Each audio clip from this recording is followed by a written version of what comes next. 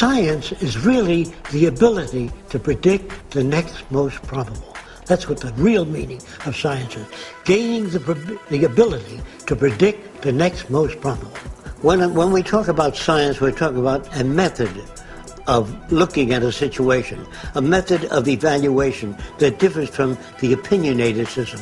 If you ask me, I'll tell you. The scientific method has no special connection to truth. It really has a better way of looking at things than the earlier systems, which everything was attributed to gods or demons.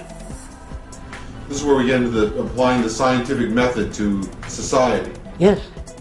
Now, this is not in the book yet. The scientific method applied to society is something people don't think about much. But if you want to know where the answers may lie, it is in the application of the methods of science with human concern and environmental concern. The future by design refers to the application of the methods of science, not scientists, the methods of science to the social system. Naturally, even the methods of science undergo change, and as they change, so would the future. If we use the scientific method throughout the world, the probability of war drops to zero. The probability of human suffering disappears. Deprivation, poverty, crime, all those things tend to disappear because there's no basis for it.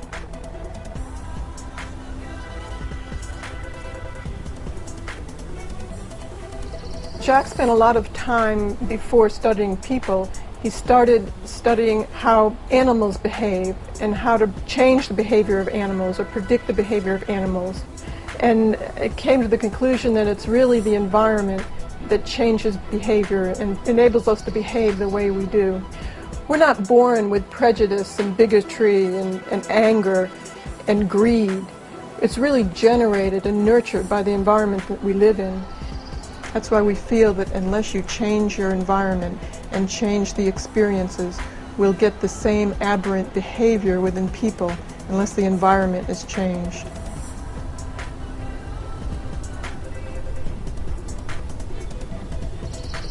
Any culture in the world today tries to educate people so they'll serve a function in that particular culture.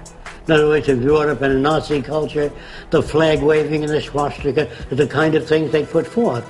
If you're brought up in a primitive tribe, handling the javelin, the bow and arrow would be the kind of thing that you're exposed to.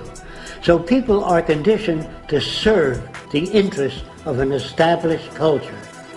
Who does that to us? The owners of the institutions, the establishment. So they give us a value system that would support existing structures, whether it be religious, non-religious, industrial, military.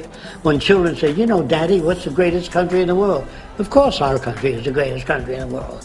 Which God is the right God, Daddy? Our God. All the other gods are false gods. So picture this, a Roman family taking its kids to see the Christians being fed to the lions.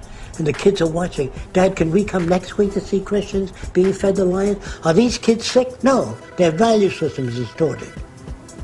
So I'm strictly concerned with the environment that people are reared in, raised in. And if that environment is altered, so will behavior be altered. You reorient the environment, that in turn reorients people. But if you reorient people without touching the environment, it'll slip back.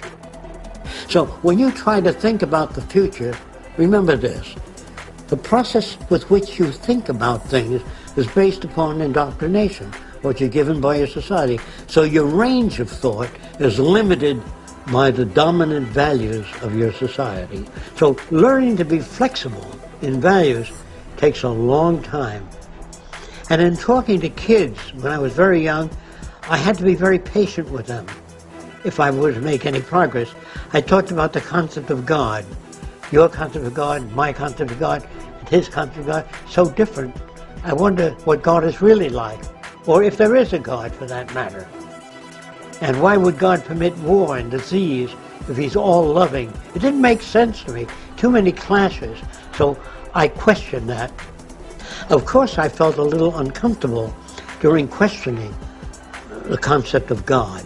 But then reading about the history and evolution of gods, there were many different gods. The god of war, the god of peace, the god of love, which was more like the people that invented them. They behaved, they got angry, they made sacrifices, they created floods when they didn't like the way things were going. And this did not come through as superior intelligence.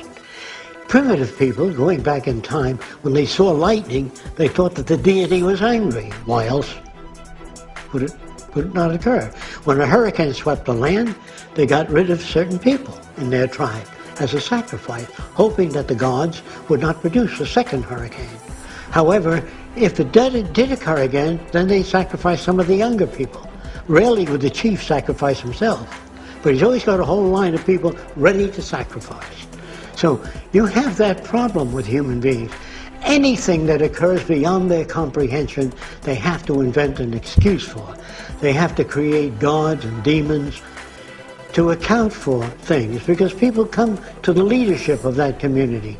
No matter how primitive the tribe, they say, how come bad wind blow people off island? I said, you not behave good. You not make not enough contribution to volcano. Throw your brother-in-law into volcano. Maybe it doesn't erupt then. So if you throw your brother-in-law into the volcano and it still erupts, you have to throw your sister-in-law in. So you get metaphysics, you get religion, you get superstition, not wood. Or you wear a rabbit's foot. Just remember that the rabbit had 4 of them. Didn't do him any good. So on down the line, superstition prevails wherever ignorance prevails. Myth is a way of saying to the little guy working out there in the field, when he says, what does all this amount to? I never seem to be getting anywhere. When you kick the bucket, everything is there for you. If you don't get it in this life, you'll get it in the next, if you remain good. The amount of superstition that a culture can absorb would be directly proportionate to the amount of information people have. So in the future, with adequate supply of information, more than that which is given today, considerably more, you don't have, knock wood. Today's my lucky day. When your number is up, it's up. All that will disappear in the future.